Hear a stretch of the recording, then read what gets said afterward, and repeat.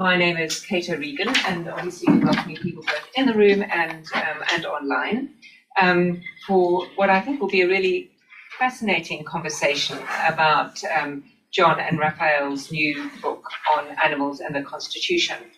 I'm not going to introduce the book, I'm going to leave that to them, but I am going to introduce both of them briefly and our two discussants. So Dr. John Adenitire is well known to the Bonavero Institute, having been a visiting fellow here, I think in 2022, was it, John? I'm trying to remember. Anyway, a couple of years ago. He's a senior lecturer at Queen Mary University in London, in the School of Law there, and a co-director of the Forum on Decentering the Human, which is an interdisciplinary research centre. His PhD is from the University of Cambridge, and he's had visiting research fellowships at a range of leading universities. And then Dr. Raffael Fasel is an assistant professor in public law at the University of Cambridge and a fellow of Jesus College. He also completed his PhD in Cambridge, and his thesis was on human and animal rights and was awarded the York Prize in 2020. He has co-founded the Cambridge Centre for Animal Rights Law, and he lectures on Europe's first animal rights law course, which he co-created. So a really warm welcome to both of you. I can think of, two people that we would all like to have discussing this. And then our two discussants are also old friends of the Bonavero Institute. Firstly, Professor Timothy Endicott, who is a Fellow of All Souls and Professor of Public Law here at the University of Oxford, and Dr. Leah Trueblood, who is a Fellow at Worcester College and teaches public law here, and whose doctoral research here was on referendums. We're delighted to have both of you. I know this is a really busy time of the year. As students are writing, exams are marking as imminent, but we're really grateful to you for taking time out. And also delighted to see the rest of you here around the room. The structure of it is that we will give an opportunity both to John and to Raffael to introduce the book and the conversation, and then we will give Timothy and Leah an opportunity to respond. If at that stage John and Raffael would like to come back, they could, but we will also then open to the floor to Q&A for those of you who are here. So jot down your questions and comments. We'd be delighted to hear from you. So I'm not quite sure, John or Raffael, which of you is going to start, but over to you. Thank you very much, Kate, for the warm introduction, and thanks all for being here. As Kate said, this is a very busy time. People are taking exams or marking exams, so we really appreciate you being here in person, or those of you who are joining us online. And above all, we're also very grateful to the Bonavero Institute for hosting this, and to our respondents, Leah Trueblood and Timothy Endicott, for kindly taking the time to read the book and comment on it. And I really can't wait to hear what they have to say about the book. But first, we thought we should give you a bit of an overview of what the book actually does. Now, if anyone wants to actually get a hold of a copy, you can purchase one if you'd like to, using this discount code, and the price is only £70, so it's a real steal. But I'm told you can actually already access it via the Bodleian Library too, for free. So, what does the book argue? The book, in a nutshell, challenges anthropocentric constitutionalism, by which we mean a constitutionalism that is centered on and privileges human beings, right? Anthropocentric. And we challenge this anthropocentric status quo, and we propose a different version of constitutionalism that we think is more inclusive. And it's one that focuses on the interests of all governed sentient animals. And we're going to unpack those notions, in this presentation. So broadly, the book is structured into two parts, as you can see from the slide here. So the first part describes anthropocentric constitutionalism and then makes the case for what we call sentience-based constitutionalism. In the second part, we try to rethink some of the key constitutional principles, you see them listed here on the slides, in ways that give due concern to the interests of all governed sentient animals. And John is going to talk about some of the chapters and tell you a bit more about how exactly that will look like. But let me start by giving you a bit of an overview of anthropocentric constitutionalism and what some of its issues are in our view. So in this first chapter, we look at the status quo, really, and we do so in a reasonably sort of theoretical way in which we don't focus on any one jurisdiction. We draw on examples from a whole range of different countries to make our case. So what we do is we look at 4 ways in which this anthropocentrism manifests itself in law generally, and we also look at constitutional practice and constitutional theory specifically, and 4 ways in which it is manifested there. So regarding the legal system or law generally, the first element that we can find that makes legal systems very much human-centric is they tend to only recognize human beings as holders of intrinsic moral value, so as mattering sort of in and of themselves, rather than just as a means for someone else's purposes or ends. Animals, at least in most legal systems, are not recognized as having intrinsic moral value. Related to this is the fact that animals are subjected to a use paradigm, so they are effectively treated as resources that we can use for our own purposes. That's made possible because animals are ownable things, right? So they have a property status. They are commodities in ways that are little different to how, this table is an ownable thing or your laptop is an ownable thing. There are some jurisdictions that have animal welfare laws and that have given animals a slightly different status from that of a thing, but for all intents and purposes, they're still treated as ownable things that you can, do with almost whatever you please. And then lastly, we see legal systems as operating with human-centric concepts. So this can be either concepts that are sort of explicitly human-centric. So think, for instance, of the standard of the reasonable man that's used in tort law, for instance, in criminal law and contract law. That is explicitly human-centric and quite discriminatory as well.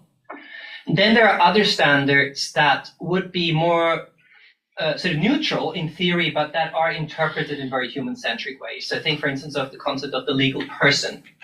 That is interpreted in ways that allow only for human beings to be legal persons or for corporations, but corporations ultimately serve human interests as well. So this is legal systems generally. What about constitutional theory and practice in particular? So here we really foreshadow the 4 chapters from part 2 of the book that John is going to talk about. So very briefly, only human beings are recognized as holders of fundamental rights in sort of legal constitutional systems throughout the world. I have to add a sort of an asterisk here because there are some very limited exceptions that I'd like to talk about in the Q&A if there was interest in it. There's some jurisdictions that have moved towards giving individual animals fundamental rights, but very broadly speaking, legal systems, constitutions do not grant fundamental rights to animals or rights akin to human rights. The proportionality principle, too, is not extended to animals, right? So they don't benefit from, this principle that state action should be proportionate, right? Action should be proportionate to, the goals that are being pursued, and the book goes into how that's, not applied to animals. The rule of law, similarly, does not protect animals, and John is going to talk about how the basic idea of the rule of law is often taken to be the guidance of behavior of rational agents, and that misses out on a lot of beings that aren't actually rational agents. And then democracy, too, is very much focused on human beings. Animals are not considered part of the demos, right? So their interests are not represented democratically, at least not in a non-contingent way. So there's some animal parties in some countries, but there's nothing in the system requiring for there to be such parties, and that's a problem. The chapter then, towards the end, also looks at a recent trend in constitutional law that some of you may be familiar with, where some countries, a handful of countries really, have included provisions in their constitutions protecting animals, but we will sort of look at these and show how they actually fall short of the standards of a sentience-based constitutions as we envisage it. And again, I'd be happy to talk about the ways in which it falls short. Now, the second chapter makes the case for replacing anthropocentric constitutionalism with what we call sentience-based constitutionalism. So sentience is the capacity to have valenced experiences. So things either feel good or bad for you. So you have the capacity to, for instance, feel pain or experience happiness, right? So that's what we mean by sentient. So why do we think constitutions should be centered around sentience? The argument here focuses on what we call a legitimacy gap that we identify in current models of constitutionalism. And this gap, in a nutshell, is the problem that constitutions apply to a whole range of different beings, but they can actually justify why all these beings are governed, because the key principle justifying rule does not actually apply to these creatures. So let me unpack this a bit. So if you look at the roots of constitutionalism, if we go back to the 18th century, late 18th century, with the emergence of the American Republic, the French Revolution, we see this emergence of what we call classic constitutionalism here, where you move away from a divine right of kings justification for constitutions, and you adopt a sort of social contract-based understanding that focuses on the hypothetical consent of the governed, right? So if you're governed by a constitution, then that constitution is only legitimate if it has your consent. And because not everyone can always give consent, the ideas of a hypothetical consent, right? Hence the social contract is this hypothetical scenario that we envisage. Now, this legitimating principle, we think, is too narrow. It's problematic because it excludes two categories of beings. First, and perhaps most obviously, it excludes all animals who don't have the capacity to give consent, right? Who lack the rational, sort of autonomous, agential capacities required for giving consent to a constitutional framework, right? So that takes a lot of, intelligence, if you will. But secondly, this principle also excludes, or at least marginalizes, some human beings, because not all human beings have the rationality, the autonomy, the agential capacities required to understand and then give consent to a constitutional framework. So that's a real problem, and that's why we propose a more inclusive legitimating principle, and we call it the principle of sort of all governed interests. This means that anyone exercising public powers should give due concern to the interests of all governed sentient beings. So very briefly here, due concern means respecting the intrinsic moral value of these beings by protecting their basic interests, not any sort of trivial interest, just basic interests. And it's about all governed sentient beings, and we sort of explain in the book what we mean by govern. Very briefly, we mean by this that a public power has effective control over the life, the body, or the habitat of a creature. So if this applies to you, if you're a dog somewhere in the UK, then you're governed by the UK Constitution, because this framework ultimately, governs your life and your body. So I'll leave it there, and John will tell you a bit more about what exactly this due concern means in the context of the different principles that we outlined earlier. Sentience-based constitutionalism is a realistic utopia. It's a different framework of thinking about a legitimate constitution. So in this framework, the fundamental question, as Raffael has said, is to think how a constitutional order can be legitimate for not just the interest of humans or paradigmatic humans, that is, rational humans, but also for all sentient beings. So in this new constitutional order, we want to ask, what kind of constitutional principles, how should constitutional principles, classic constitutional principles, be reimagined, be re-understood, to pay due concern to the interests of not just humans, but also non-human animals.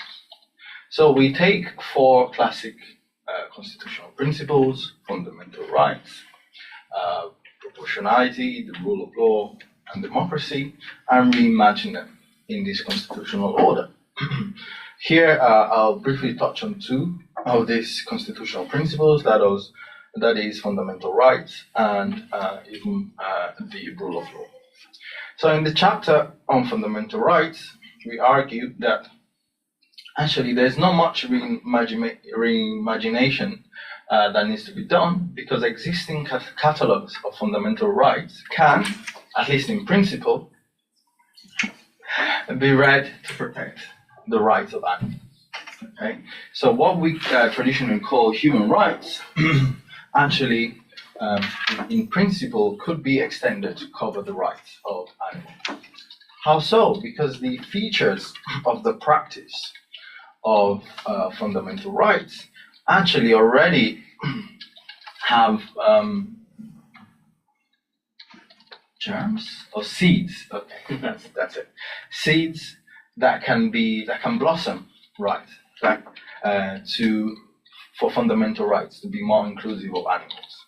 And in the book, we talk about this characteristic, progressive expansionism, the lack of hierarchy between rights holders, the over-inclusiveness of the language of fundamental rights and their generality.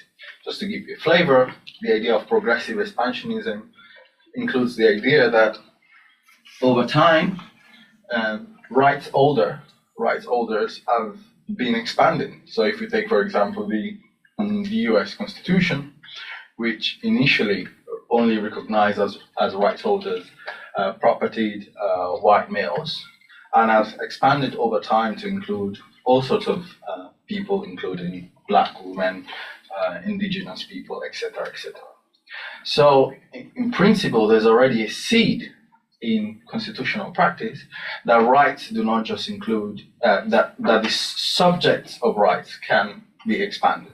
So we want to say that in a sentience-based constitution, there's already a possibility for rights to be expanded, existing catalogs of rights to be expanded to cover animals. In the book, we also look at how the logic of existing fundamental rights, such as the right to life, the prohibition of torture, and the right to freedom, extends to non-human animals as well. And I'm very happy to talk about that. Now, to give you a little bit more flavor of what's in the book, but please, of course, read the book.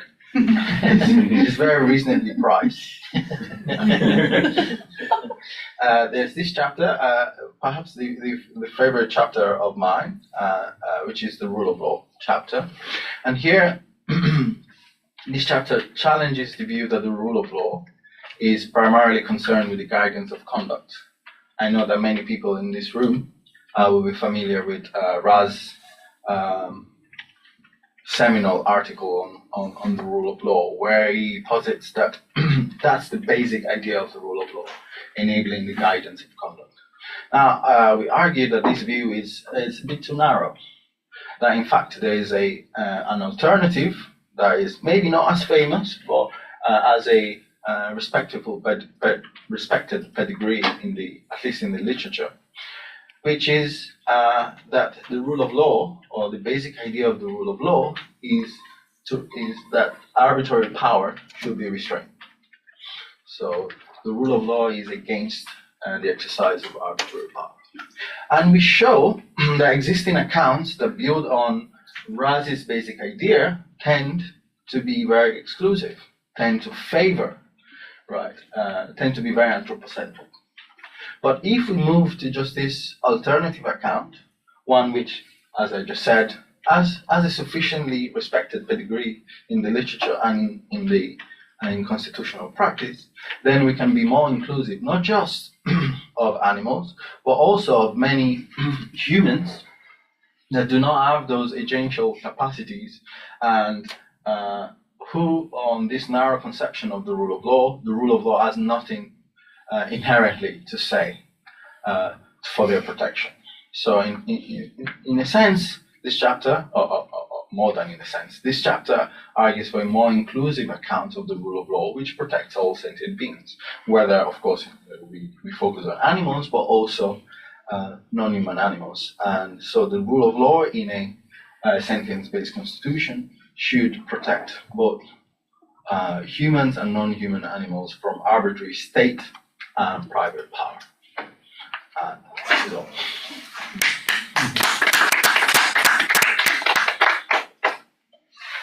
Great. Timothy, are you going to kick off? Leah's Leah's going to kick off. Oh my Okay. goodness. Thank you. Thank you, Kate. Thank you, Timothy. Oh no. If I can get my notes. Excellent. Well, what a joy it is to be here to comment on this terrific book. And I want to say they talk in the preface about it being an act of friendship. And I thought that was so beautiful, and that really came out. The wonderful collegiality. It was just a magnificent expression of the best of academia. So thank you. So Animals in the Constitution begins in an unexpected place, I thought, which is 430 BCE in the Peloponnesian War. And the book opens with Pericles asking his fellow Athenians, rhetorically, what makes Athens worth fighting for? And Athens is worth fighting for, Pericles replies, because it's a model of democracy for others. But Athens, as the authors rightly say, is in many ways not, of course, a model of democracy, most obviously because it excluded women and slaves. And the authors argue that the legitimacy gap in Athens is similar, if not worse, than what plagues democracy. We should expand our constitutional horizon, they say, from animals to all sentient beings to address this legitimacy gap. In the United Kingdom, for example, the authors say non-paradigmatic beings make up 98% of the governed.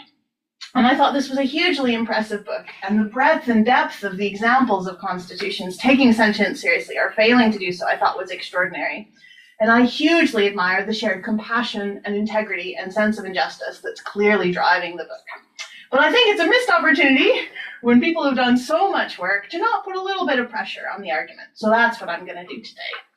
So my thought, which is just a question I'm going to put in a number of ways, and I'm sorry it's a bit pedantic, is whether the pieces of sentience-based constitutionalism the authors advocate are conceptually necessary rather than just good things that the law should do, all things considered. So the book does not argue something like, for all kinds of good, contingent, practical, moral, ethical reasons, it would be a good idea for constitutions of the law to treat animals with more respect, or for constitutions to have protections or provisions for animals. The book says something much more demanding than that, and two of the claims, I think, in arguing that constitutional horizons should be expanded come really early on. So the first, as Raffael said, is that animals are governed by rules. By this, the authors mean that rules have, as he said, effective control over animals' lives and bodies and habitats. And then very quickly at the top of page 14 of the introduction, XIV, the authors say, as beings who are governed by constitutions, we argue animals should be recognized as having constitutional worth, that is, as having interests that are of constitutional importance. Constitutions derive their legitimacy, at least partly, from how they cater for those with constitutional worth. And I thought this seemed to me to be a really important passage in the book, so I wanted to break it down. So I wasn't sure that being governed by rules, as in the first passage, this idea meant that you were necessarily governed by a constitution. So the objectives and objects of constitutions are not necessarily the same, I think, as those of first-order rules. And second, I'm not sure, or it's necessary on the author's own arguments for animals to have constitutional worth. So I have two small children, as you can tell by how tired I am. I find it odd to think of their worth as constitutional, or why constitutions should protect them, or they have rights. That seems to sell my children's importance short, their existential importance, or the importance in the universe, at least to me. Further, it seems that constitutions cover all kinds of things that have no obvious constitutional importance, like outer space or oceans. But maybe it was that I just didn't understand what constitutional importance meant. Maybe that was my bigger worry. But I also wasn't sure what it meant to cater for those with constitutional worth, and I wasn't sure that's what constitutions are doing, or principally doing. And indeed, I thought the chapter that John told us about on the rule of law was trying to do something else. And say the rule of law, as they say at page 140, is about restricting arbitrary power. And that strikes me as one aim of the rule of law, but perhaps there are many, and Timothy's going to talk more about that later. I was totally persuaded by the authors that constitutions should give due concern to animals. This means, the authors say, showing respect for the intrinsic value of a being, which requires protecting their basic interests, such as their interest in life, bodily integrity, or liberty. But I guess I was not persuaded due concern required or was a giving away effect to constitutional worth. That seemed to me like a different claim. And this idea between the idea of constitutional worth and due concern stayed with me as I was reading the book, and then one of applications in the second part. And the goalposts move again, because the claim that constitutions are anthropocentric, I think, is different again. That seems different from the claim that constitutions fail to give non-paradigm meanings due concern. Constitutions could be anthropocentric, but provide non-paradigm meanings fundamental rights, or accord them constitutional worth, or treat them with due concern. Because I wasn't sure, but I think at page 11, the authors say a spectrum of anthropomorphism is untenable. But I think a spectrum of anthropocentism seems to me to be a consequence of a rule-governed approach, where the impact of rules on non-paradigmatic meanings will vary enormously. for those whom having effective control is the test, it's gonna vary. And the progressive expansionism that they trace at page 84 to show it applies a fortiori to animals seems to me a good example of the need for a spectrum of this kind. So the authors persuaded me of a serious problem, which is the lack of due concern for the interests of non-human beings. They persuaded me that there are legal systems around the world who've taken this problem more seriously than the UK. And I support many of the reforms and proposals they advocated, but the core claim I'm unsure of is if it's a constitutional problem. And I'm wondering if it's a constitutional program because I think the authors and I disagree about the conditions of constitutions. So the authors say, I think their claims are conceptually necessary about constitutions because they think rightly, I think that social contract theory is the dominant paradigm for constitutional legitimacy since the French and American revolutions. So I've just written a book that Raffael did a great job commenting on, arguing that such a framework is not helpful, that social contract theory doesn't get us where we need to go. And I think the authors offer a really good reason we should reject it. But the authors don't want to reject the paradigm. They want to adapt it from a consent of the governed to an all-governed interests. And I can see, John rightly said they want a realistic utopia. So on the one hand, I can see why they want to work within the current paradigm. But if there ever was a case for a plural conception of legitimate democratic authority, the authors, I think, have made it. So pluralism means democracy may be legitimate or not for all kinds of reasons and all kinds of circumstances. Different directives might have different legitimacy for different agents, depending on how they impact the governed. And the challenges thrown up by anthropocentrism seem to me to be an excellent reason to accept that democratic legitimacy is plural, because they've shown, I think, that democratic beings are plural. But at page 45, they say the all governs principle is the response to the statement. What we've not shown is that these beings matter for purposes of constitutionalism and not just morally. And I couldn't see how that was the case. So I'm pressing on this because, as John said, the authors are advocating in their book what they call a realistic utopia. And I was really persuaded that's where we want to go. But I wondered if there was a shortcut. I'm clearly much sort of lazier than they. But I was totally persuaded the authors are two human beings of just profound integrity who see the damage being done to non-sentient beings, wanted to pick up the tools they had to do something to rectify that injustice. And the authors more than persuaded me that legal tools are central to rectifying this injustice. And they offer many, I think, incredibly compelling ways the law can do so. I remain a little uncertain about casting this as a constitutional problem, as a necessarily conceptually constitutional problem. I think actually authors do more than they set out to do. They show the challenge is much more profound than can be captured by constitutions. And so that's all I want to say. So I've talked about the first part of the book, and Timothy's going to talk about the second part of the book. Or at least parts of it. Thank you. Thank you, Leah. Yes, it's almost as if Leah and I were organized. We did have a word beforehand.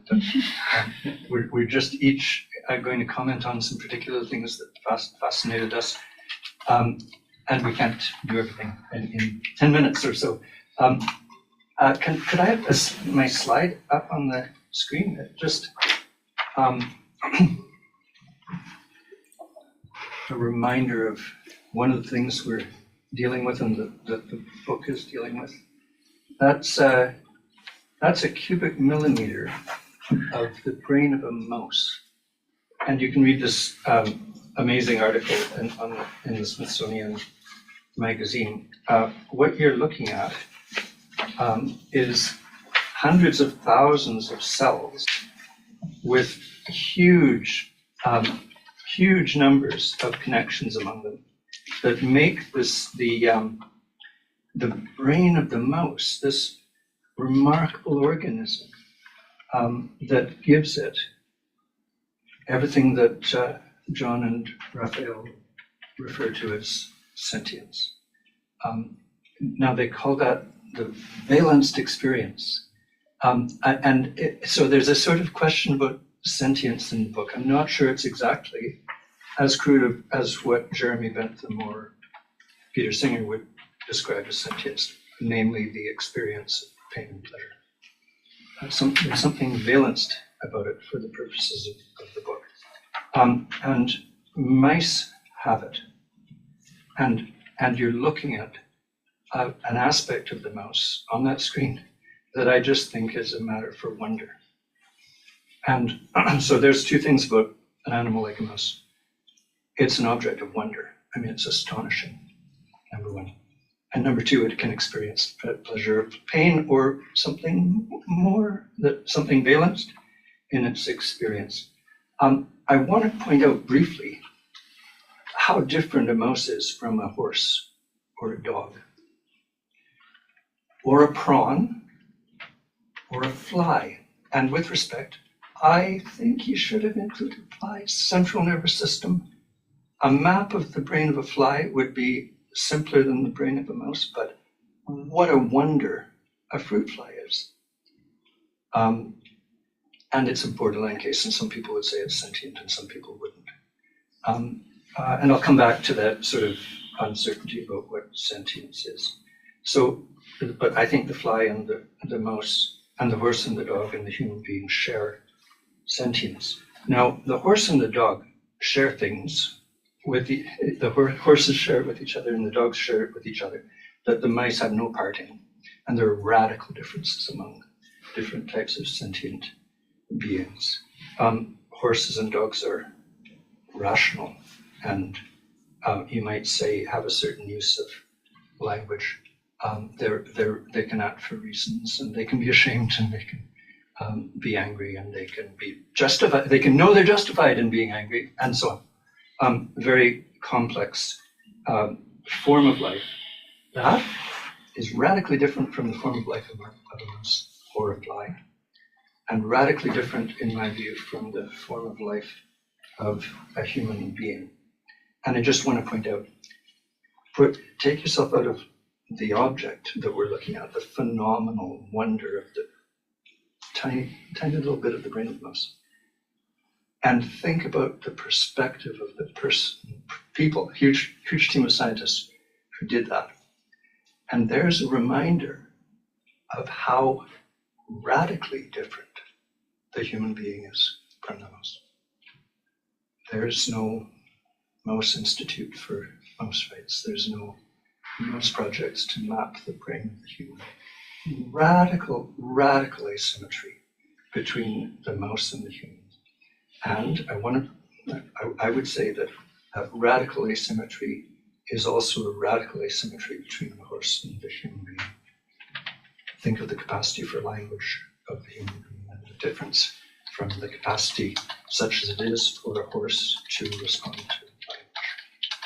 Radical asymmetry. Think of the reasoning of the horse and the reasoning of the human being. The reasoning of the dog was so complex, and so what a wonder, the capacity of the dog to reason, and the asymmetry with human beings is radically different.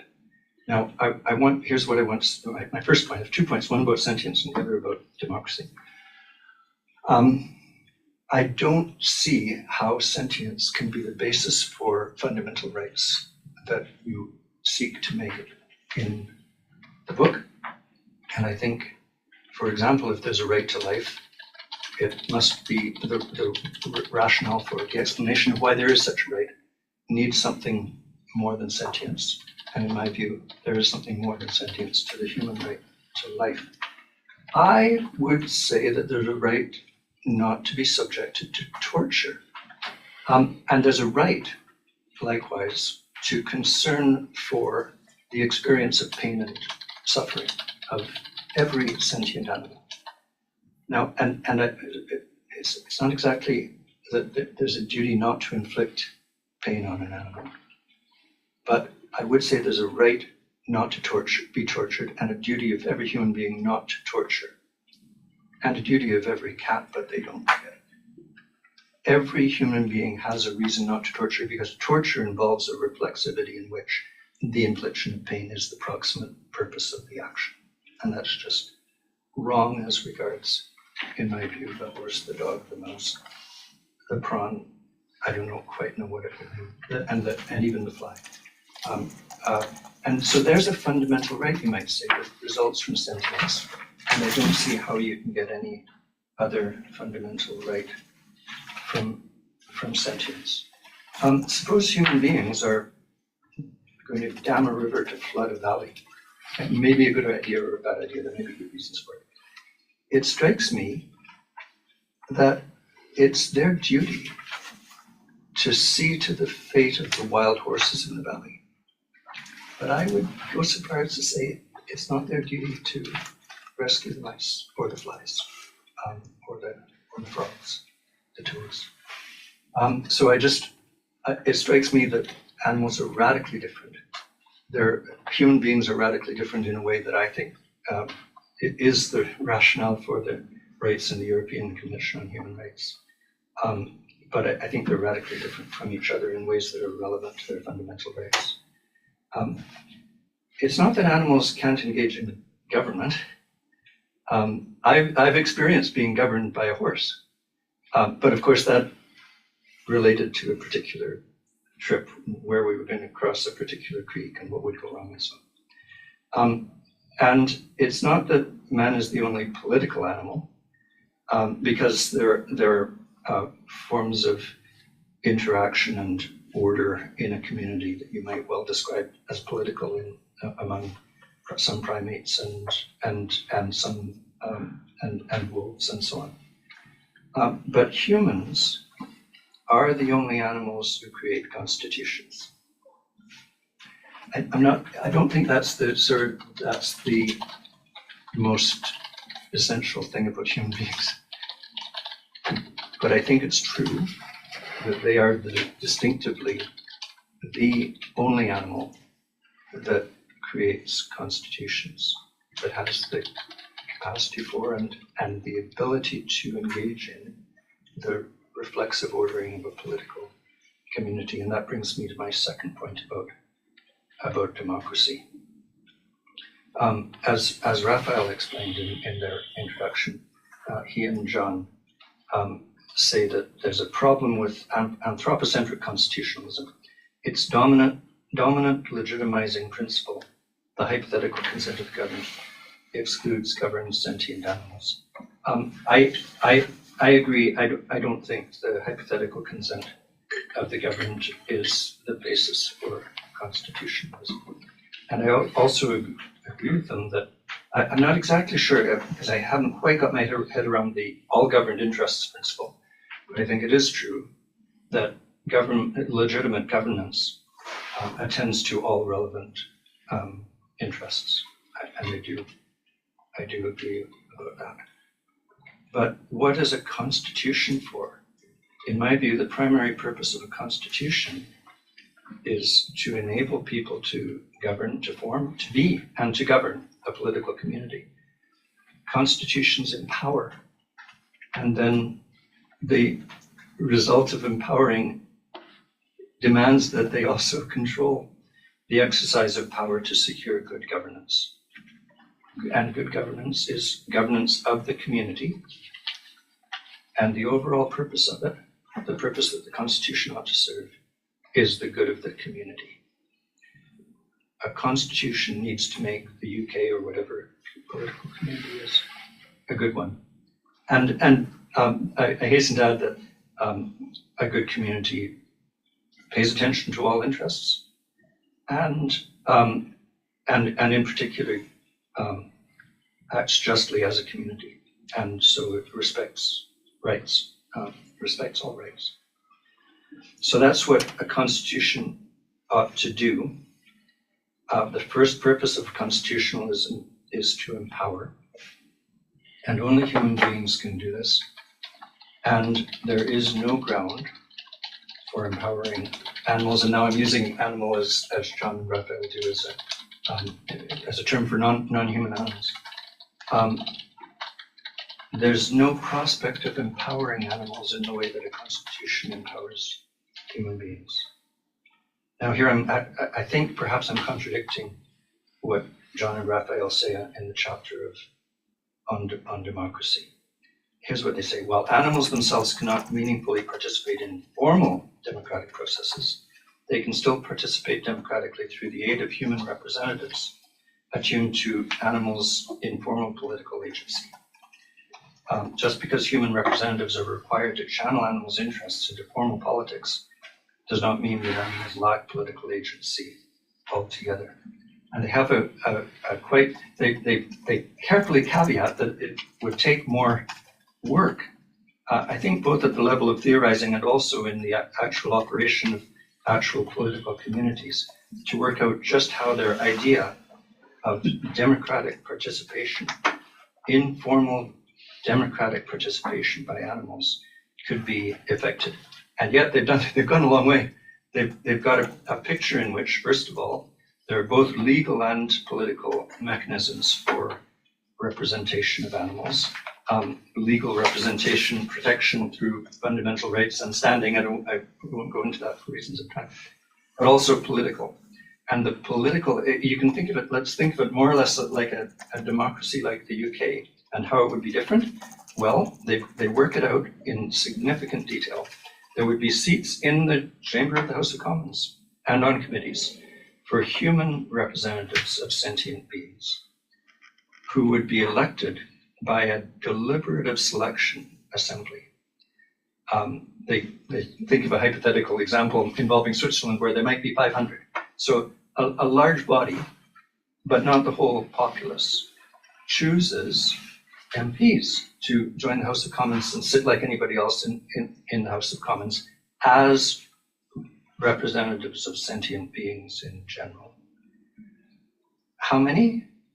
Well, they don't count flies, but they come up with a slightly more restrictive, it's really quite interesting, list of who counts, and of course it's all livestock, it's all wild vertebrates, basically, and some invertebrates, and there are over 2 billion of them. So we human beings are only 2% of the beings, the sentient beings in the UK. But they say that the rest of the sentient beings shouldn't get 98% of the seats. And on pragmatic grounds, they say, start with 30%, and more than that would become more legitimate. And so there you go, a third roughly of the House of Commons would be representatives of sentient beings.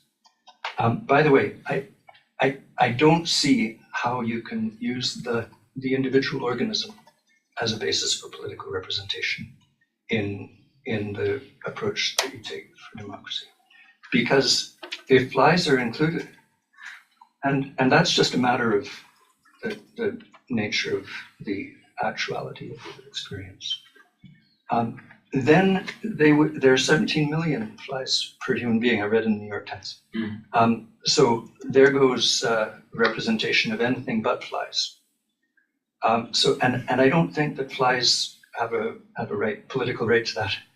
If there were a way of representing organisms, I don't think that recognition of the individual organism as an equal with each other, a sentient organism, is, I don't think there's a ground for equality there between the mouse and the golden retriever, and so on.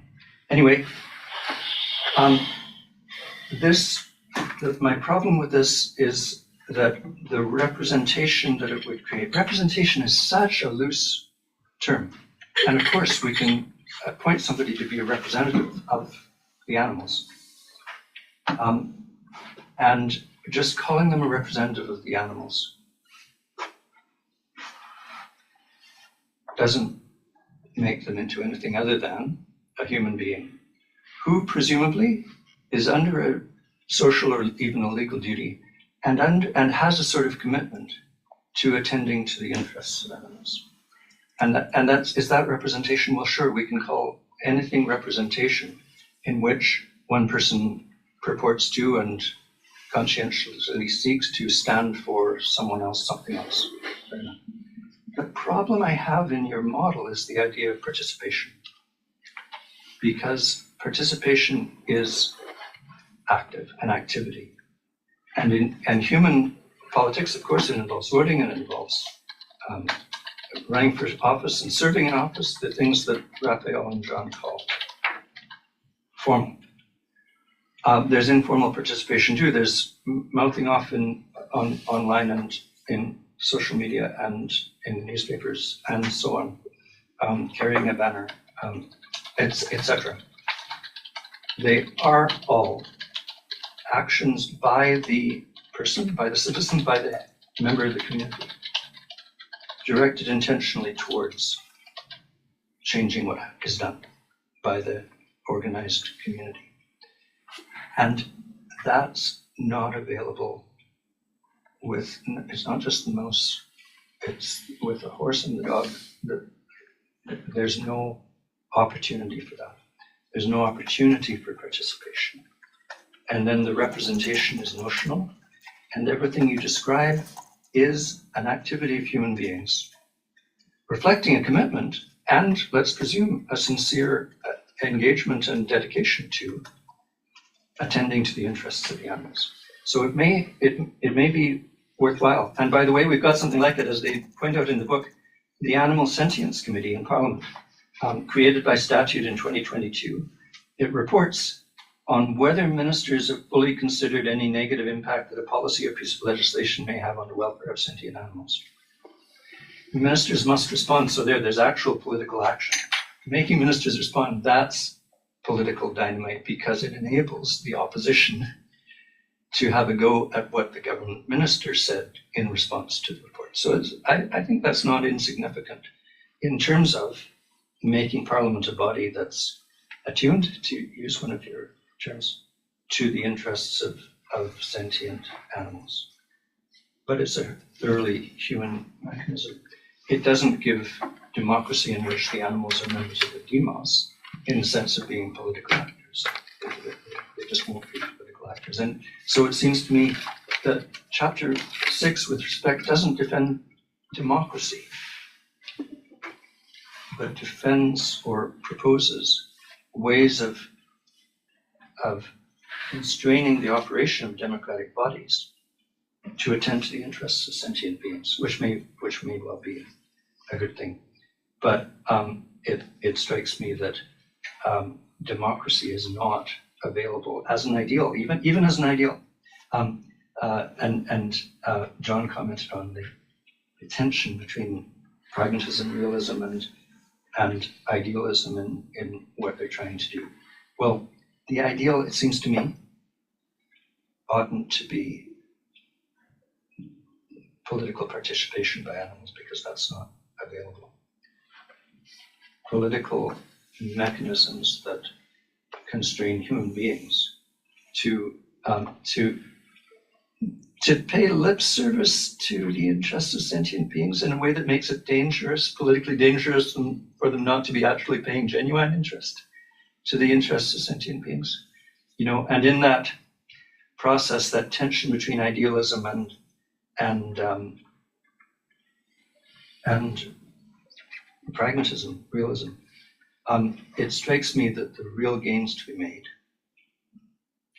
in a country like this and around the world are political action against the atrocities of factory farming. Much greater gains to be made at that point, in that context of human political action in the 21st century, and political gains that I think are obtainable. But they're obtainable only through human participation in politics and not through animal participation in politics. So there's a bit of skepticism for you. Thank you, Tony. That's brilliant. So, John and Raffael, would you like to respond now, or do you want to hear some Q&A? How would you like to go forward? I'm very happy if you do a quick response. Yeah. So just to say thanks also for these really rich and thought-provoking comments. That was really terrific. Obviously, we can't respond to everything. We'll have to think about it and discuss it after this. We'll probably need a few hours at least to debrief. So this was really, really very helpful. So thank you for that and for taking the time. So just a couple of things that jumped out at me, and then I'll hand over to John to see what he would like to respond to. So Leo, thank you for your point. So on the question whether it's sort of conceptually necessary to be including animals, maybe this is a bit of heresy here, but I'm not so sure. It's a very helpful way to think about constitutions necessarily. Or is there something necessary to them conceptually? Because as you said yourself, maybe legitimacy is a matter of pluralism, and there's many different ways in which you can be thinking about a constitution. But if you were to boil it down, to something that Timothy said, that constitutional governance is ultimately about think you're talking about democracy, you say, legitimate governance, attending to all relevant interests, right? And that's really also what's at the heart of the shift that we're seeing to, modern constitutionalism in the 18th century, right? Is there are entities that are governed by these frameworks.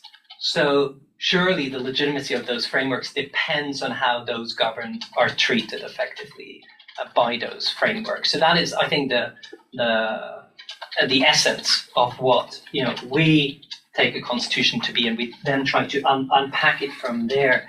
And so on the point about pluralism specifically, I think I agree with you. I think the constitution needs to approach different beings differently, and we say as much in the book. So we have this distinction between being subjected to constitutional rules or legal rules, being governed by them, and being regulated by them. So subjected, we think, only paradigmatic human beings, so rational, autonomous, agential human beings, are subjected to constitutional rules in the sense that they can understand them, they can follow them, and they can face the repercussions if they violate the legal rule and end up in prison or pay a fine.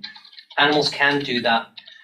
But that doesn't mean that they are merely regulated. So jumping to the other end of the spectrum now, in the way that a table is regulated by, or maybe a staircase is regulated by rules governing, what the distance needs to be between steps, say. But staircases they don't have intrinsic moral worth, right? So that is why, in our understanding, they're not governed by a constitutional system. So animals are in between those subjected, humans, and those regulated, inanimate entities, effectively. So, you mentioned the example of, outer space and oceans. They are regulated to the extent that they are by constitutional rules, but they're not governed by them because they lack intrinsic moral value. Now, we'll say, we sort of have been thinking about rights of nature as well, and the book is effectively non-committal. It says sentience is a sufficient ground for intrinsic moral worth. There are people out there who think that, maybe an ecosystem has intrinsic moral worth as well. We allow for that. It's just, it's not something we focus on in the book, but there's that potential, as well. But to go to your point then, I think consent is really important for those beings who can give consent, right? And I think there's an important role for it, including in the context of democracy, respecting the political agency of those who are political agents in the strict sense. But that should not lead us to focus exclusively on agents and ignore all those who don't have those capacities. So that's why I would like to think that our framework is open to the kind of pluralism that you favor, and I do too. The constitutional worth point, maybe we're just not very clear there. I largely just see it as a synonym for due concern. So you need to be given due concern because you have constitutional worth, and to the extent that you are, shown due concern, your constitutional worth is met.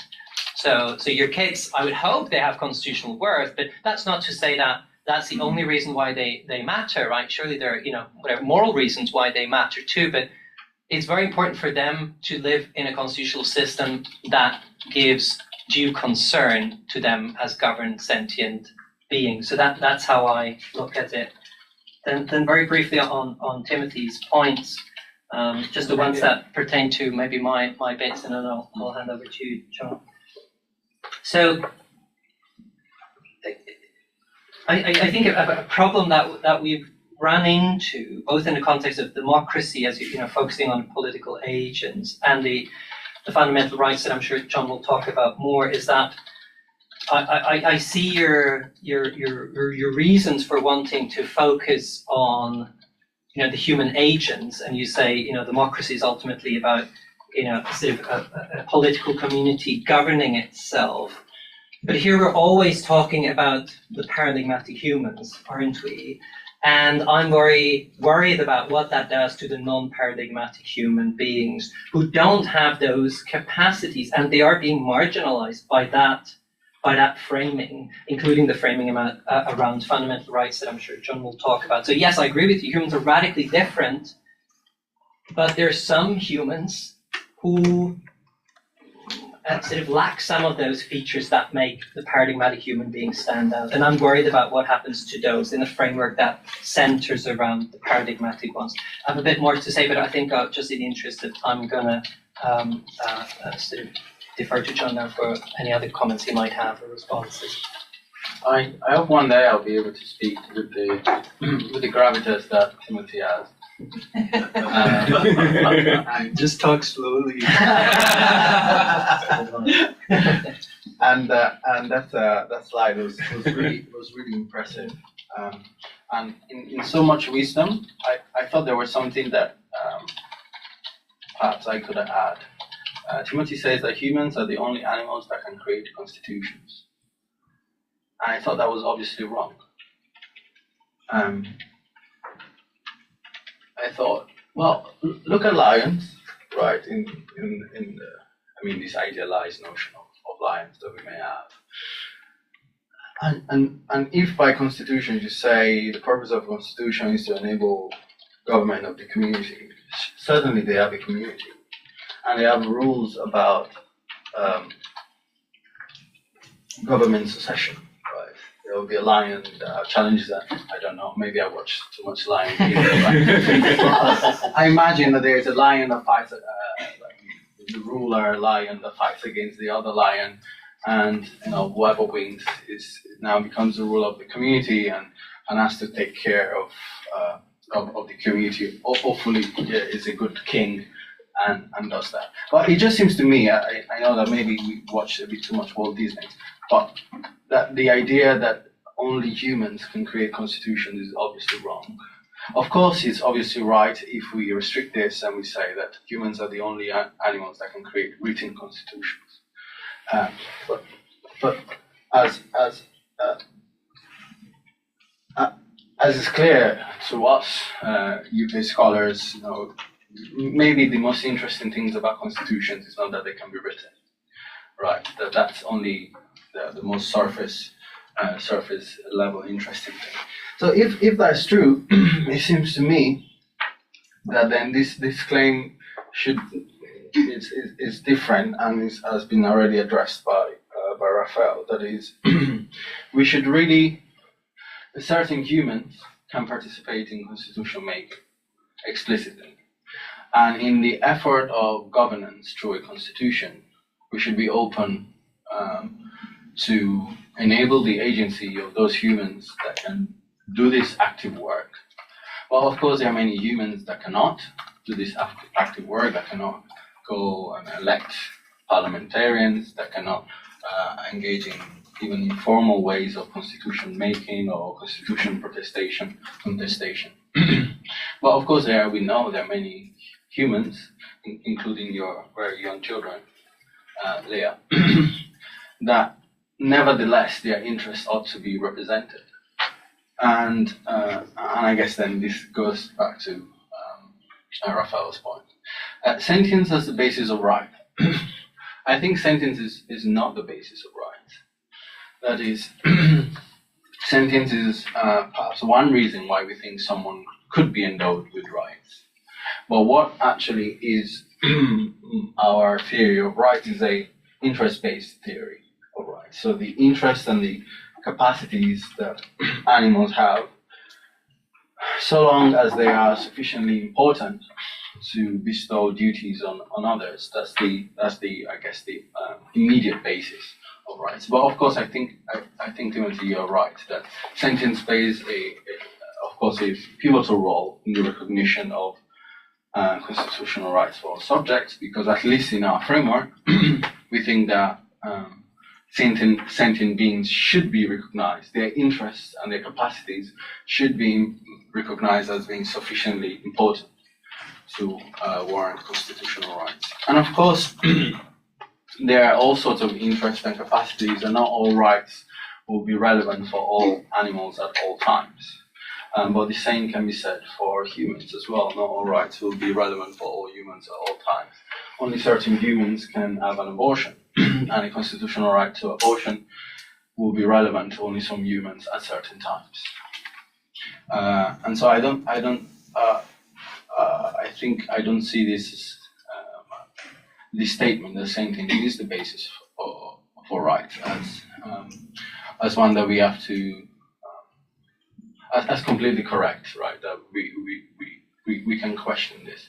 But of course, I take the wisdom in a lot of what you've said, including the fact that there is a diversity of beings, and our response to them has to go from wonder to exceptional wonder, right? This wonder for the natural world, and yeah, maybe a fruit fly deserves less wonder than a horse, but perhaps in some contexts it's the other way. It's the other way around. That is, the simplicity of a being can be so staggeringly wonderful. How certain beings are able to function even without that admirable complexity that we saw in your slides.